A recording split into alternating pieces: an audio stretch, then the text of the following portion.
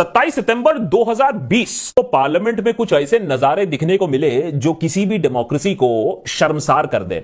जोर जबरदस्ती से, बिना डिवीजन ऑफ वोट्स के, बिना बहस के सरकार ने 3 एग्रीकल्चर बिल पार्लियामेंट में पारित कर दिए। ऑपोजिशन को ज्यादा कर नहीं पाई, मर्डर ऑफ डेमोक्रेसी चीखी, लेकिन अब तक इस स्टाइल की आदत सी पड़ चुकी है। नोटबंदी ले लो, आर्टिकल 370 ले लो, सीएए ले लो, बिना डिबेट, बिना डिस्कशन पार्लियामेंट में ठूस दिया जाता है या ऐसे ही फैसला अनाउंस कर दिया जाता है टीवी पे। सरकार ने सोचा यह भी सही, लेकिन जहां ऑपोजिशन को मैनेज करना, मीडिया को खरीदना और सवाल पूछने वालों को जेल में बंद करना सरकार को बखूबी आता है, वहीं किसानों पर इनकी एक न चली। 1 साल से किसानों ने सरकार को उसी भाषा में जवाब दिया है जो सरकार को भली भांति समझ में आता है। वो है बल प्रदर्शन, सड़क पे, गांव में, सोशल मीडिया पे और अब पंजाब और उत्तर प्रदेश के चुनावी मैदान पे।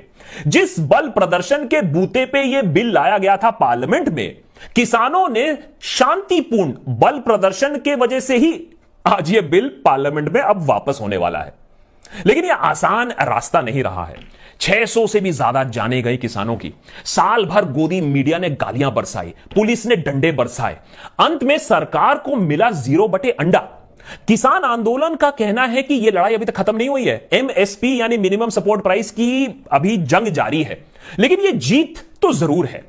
भारत के इतिहास में ऐसे आपको बहुत कम उदाहरण मिलेंगे जहां बिना किसी पॉलिटिकल पार्टी के सपोर्ट के एक आंदोलन इतना लंबा, इतना वेल ऑर्गेनाइज्ड और इतना सफल हुआ होगा।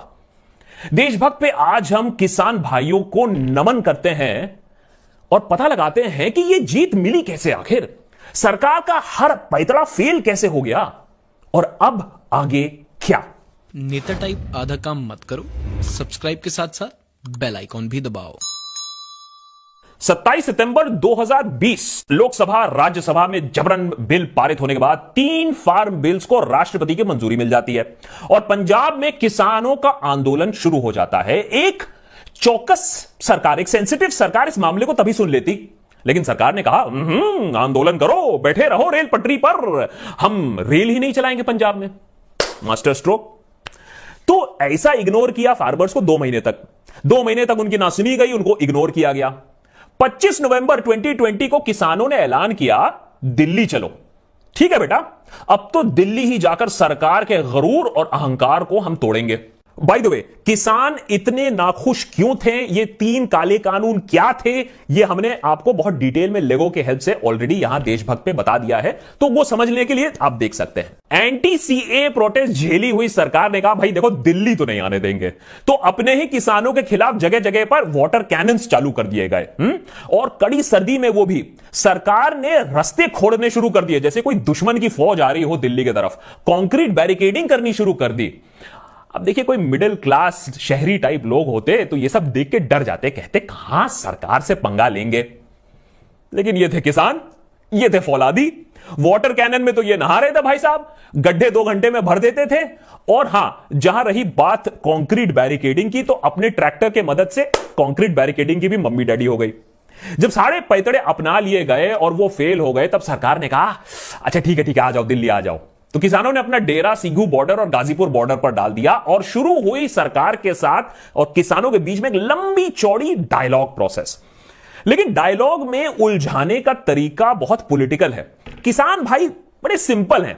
किसानों ने कहा देखो भाई, पॉइंट बहुत सिंपल है, ये बिल्स बड़े कंपनीज के लिए बनाए गए हैं, ये क्रोनी कैपिटलिज्म है, आप उद्योगपति के लिए काम कर रहे हो, किसानों के लिए काम नहीं कर रहे हो। तो ये 3 काले कानून पहले वापस लो, हमसे बात करो ऐसे बिल बनाने से पहले। और एमएसपी जिसको आप धीरे धीरे पूरे भारतवर्ष से हटा रहे हो, उसको वापस लागू करो, क्योंकि यही फार्मर का सपोर्ट सिस्टम है।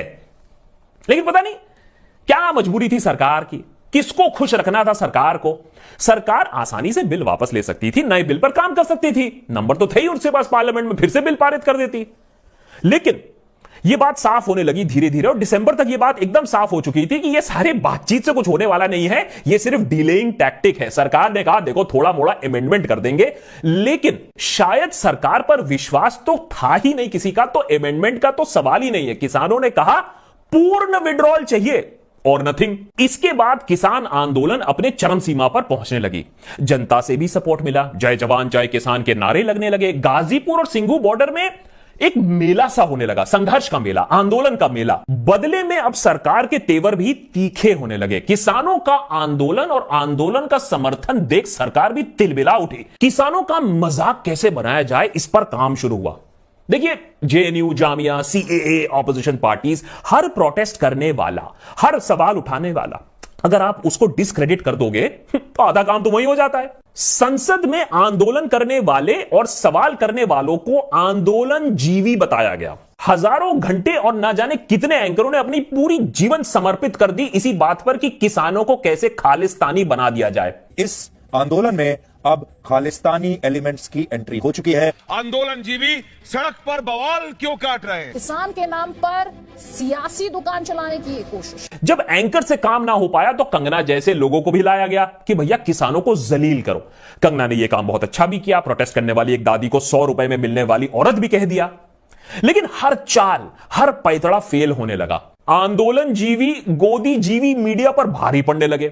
उनका प्रोपेगेंडा फोड़ने के लिए किसानों ने अपना ही सोशल मीडिया चैनल बना दिया और देखते ही देखते अपना न्यूज़पेपर भी लॉन्च कर दिया, ट्रॉली टाइम्स। और कंगना कंगना को जल्दी समझ में आ गया कि भैया उसने गलत जगह पंगा ले लिया है। शायद अपनी जिंदगी में इतना वो नहीं, वैसे तो काफी जलील होती रहती है, लेकिन अपनी जिंदगी में शायद इतना कभी जलील नहीं हुई होगी जितना वो 2-3 दिनों में हुई थी जब दिलजीत पाजी से उन्होंने पंगा ले लिया। भिगो भिगो के जवाब दिया दिलजीत पाजी ने, वो भी पंजाबी में। पूरा एपिसोड है, एंटरटेनमेंट के लिए देखना हो तो देख लेना।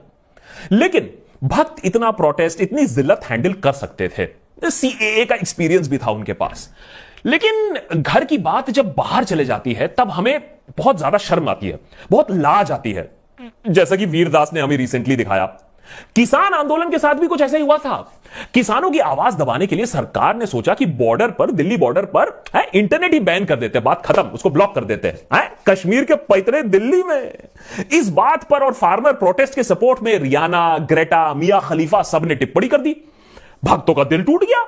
उन्होंने मिया को बॉयकॉट तो नहीं किया, लेकिन चीख चीख कर कहने लगे ये इंटरनेशनल हब ऑफ जिहाद है, ये कोई एक्स फैक्टर है यहां जो देश को कमजोर करना चाहता है। आंदोलन के समर्थन में कनाडा में रैली भी निकली और ब्रिटिश पार्लियामेंट में सवाल भी उठे। मेरे ख्याल से 70 सालों में शायद ऐसा कभी नहीं हुआ होगा हमारे इंटरनल मैटर्स को लेकर, इतना इंटरनेशनल छीछा लेदर। लेकिन सबका टाइम आता है जी, सबसे भूल होती है और सरकार भी इसी का इंतजार कर रही थी। 26 जनवरी 2021 को किसानों ने दिल्ली में ट्रैक्टर रैली निकालने का सोचा, ठान ली उन्होंने। इसकी परमिशन उन्हें लास्ट मिनट में मिली और एक ट्रैक्टर की टोली अपने प्री डेजिग्नेटेड रूट को छोड़ के रेड फोर्ट की तरफ रवाना हो गई। वहां पुलिस के साथ झड़प हुई, झंडा लहराया गया और एक फार्मर की मौत भी हो गई। यह कांड कंफ्यूजन की वजह से हुआ या जानबूझ के करवाया गया था किसानों को बदनाम करने के लिए, इस पर आज भी डिबेट होता है। लेकिन पहली बार आंदोलन टूटता नजर आया, पहली बार आंदोलन कमजोर होता नजर आया, पहली बार पब्लिक सपोर्ट घटता हुआ दिखा और पुलिस को भी एक्शन लेने का बहाना मिल गया। 28 जनवरी की रात पुलिस पहुंची गाजीपुर बॉर्डर पर। निर्देश थे कि प्रोटेस्ट साइट को खाली करवा दिया जाए। कुछ समय तक तो यही लग रहा था कि अब फार्मर प्रोटेस्ट ओवर। उस समय गाजीपुर में भी ज्यादा लोग थे नहीं। एक गोदी मीडिया एंकर ने तो ऐलान भी कर दिया, किसान आंदोलन की आखिरी रात। लेकिन उसी रात किसान नेता राकेश टिकैत ने एक आंसू भरी अपील की किसानों को और कहा कि वो वहां से नहीं हटेंगे। इस आंसू भरी अपील को सुन हजारों की संख्या में लोग और ट्रैक्टर गाजीपुर बॉर्डर पहुंचे और प्रोटेस्ट साइट बंद नहीं हो पाया। लेकिन 26 जनवरी के कांड के बाद किसानों को यह बात समझ में आ गई कि सिर्फ दिल्ली के बॉर्डर पर या दिल्ली के अंदर प्रदर्शन करने से कुछ नहीं होगा। सरकार सुनने वाली नहीं है। उल्टा सरकार तो अब बच्चों को भी नहीं बख्श रही थी, उसके तेवर तो और कड़े हो गए थे। फरवरी के महीने में ग्रेटा थनबर्ग ने एक प्रोटेस्ट टूल किट के बारे में लिखा, ट्वीट किया और उसी को लिंक करते हुए दिशा रवि पर एफआईआर लॉन्च कर दिया गया, उसको अरेस्ट कर लिया गया। इस तमाशे के बारे में, इस टूल किट जिहाद के बारे में पूरा एपिसोड है। आज देखकर हंसी आएगी, लेकिन उस समय it was not a laughing matter है। बेसिकली 26 जनवरी के बाद यह साफ हो गई थी बात कि भैया अब कोई सुलह नहीं होगा, कोई अपने पोजीशन से पीछे नहीं हटने वाला है। कोरोना महामारी कम होने के बाद किसान आंदोलन वापस एक्शन में आए, लेकिन इस बार सिंघू बॉर्डर पर नहीं, अपने गांव में ज्यादा। किसान लीडर समझ गए थे कि सरकार अब एक ही भाषा समझेगी, इलेक्शन में हार। तो किसान नेता जैसे राकेश टिकैत ने साफ कर दिया कि बीजेपी को पंजाब और यूपी चुनाव में अब हम हराएंगे। इस प्लान के अनुसार जगह जगह महापंचायत होने लगी, फार्मर्स को अपील होने लगी, फार्मर से बातचीत होने लगी। एक और प्रॉब्लम यहां, कहां लोगों को सक्सेसफुली रिलीजियस लाइंस पर डिवाइड कर दिया गया था, अब लोग एक साथ आ रहे थे। पहचान क्या बन रही थी? किसान की। तो फार्मर प्रोटेस्ट हेडलाइंस में तो नहीं थे, लेकिन अब यही आंदोलन गांव गांव जा रहा था, बीजेपी की हार को आंक रहा था अंदर से, भारत से, इंडिया से नहीं। सरकार अब इतनी डेस्परेट होने लगी कि लोगों को पंचायत में जाने से रोकने लगी। पूरे देश ने सुना करनाल एसडीएम को, पुलिस को आदेश देते हुए कि सर फोड़ दो किसानों का जो बैरिकेड को क्रॉस करने की कोशिश करे। किसी तरह का स्पष्ट कर देता हूं, सर फोड़ देता। और ऐसे डंडे बरसाए भी गए किसानों पर। किसानों को जनरल डायर की याद आ गई। किसानों ने मिनी सेक्रेटेरिएट का घेराव करके एसडीएम आयुष सिन्हा को छुट्टी तो करवा दी उनकी, लेकिन सरकार यह बात अब समझ गई थी कि पंजाब हो, हरियाणा हो, वेस्टर्न यूपी हो, बात बहुत आगे चली गई है। इतनी आगे चली गई है कि बीजेपी के लीडर वहां गांव में जा भी नहीं पा रहे थे। कभी गाली, कभी लाली, और कभी कभी तो गाड़ी के शीशे तक नहीं बच रहे थे। भाई इस माहौल में कैसे कैंपेनिंग करोगे और इलेक्शन कैसे जीतोगे? मामला तब हाथ से टोटली बाहर निकल गया जब यूनियन मिनिस्टर एंड बाहुबली अजय मिश्रा के बेटे सुपुत्र आशीष मिश्रा ने एलिजिडली सड़क पे चलते हुए किसानों के पीछे से आकर अपनी एसयूवी उन पर चढ़ा दी, उनको रौंद डाला। देश भर में हाहाकार होने के बाद आशीष मिश्रा को अरेस्ट किया गया और वो केस अभी भी चल रहा है, लेकिन इसका खामियाजा पार्टी को भुगतना पड़ेगा, यह बात साफ हो चुकी थी। इन सारी चीजों को ध्यान में रखते हुए, और यह भी कि गोदी मीडिया के सर्वे तक यह बता रहे थे कि बीजेपी की जीत यूपी में आसान नहीं होगी, माने टक्कर अच्छी है। इसको सब देखते हुए सरकार ने यह बड़ा कदम लिया है कि 3 काले कानून उन्होंने वापस लेने का जो ऐलान हुआ है, इससे उन्हें किसानों का गुस्सा कम करने का कम से कम मौका मिलेगा और यूपी को अच्छे मार्जिन से अपने हाथ में रखना भूलिएगा मत। बीजेपी का प्रथम लक्ष्य है। ईगो से बड़ा इलेक्शन रिजल्ट होता है, याद रखिएगा। उधर किसान नेता टिकैत का कहना है कि आंदोलन अभी चल रहा है, रुका नहीं है जब तक पार्लियामेंट में ये कानून ऑफिशियली रद्द नहीं हो जाते, और साथ ही साथ यह भी कहा है कि एमएसपी मिनिमम सपोर्ट प्राइस की लड़ाई अभी भी जारी है। तो यह देखना भी बाकी है कि इस फैसले से बीजेपी को चुनावी मैदान में कितना सहारा मिलेगा। लेकिन इलेक्शंस में जो भी हो, किसानों ने सड़क पे, सोशल मीडिया पे, इंटरनेशनल फोरा पे, इलेक्शन के मैदान पे प्रेशर बना के रखा और अपनी बात मनवा के रखी। इस जीत से ऑपोजिशन पार्टीज, मीडिया, सिटीजन को बहुत सारी सीख मिलती है और एक पूरे पीढ़ी को एक सबक मिलती है कि डेमोक्रेसी में, गणतंत्र में आंदोलन, प्रोटेस्ट, बलिदान, प्रश्न करना, सच के लिए लड़ना, तानाशाही के खिलाफ आवाज उठाना, ये किताबी बातें नहीं है, ये बहुत जरूरी चीजें हैं। और इन्हें जो एंटी नेशनल जो कहते हैं ना, वो लोग खुद ही सत्ता के दलाल हैं और कुछ नहीं है। और कोई भी कितना गाली बक दे, मजाक उड़ा दे, डंडे बरसा दे, याद रखिए चुप रहने से चीजें और अच्छी नहीं होती हैं और खराब ही हो जाती हैं। और हल चलाने वाला, ट्रैक्टर चलाने वाला किसान ये बात अच्छे से समझता है। इंटरनेट चलाने वाला, कलम चलाने वाला समझता है क्या?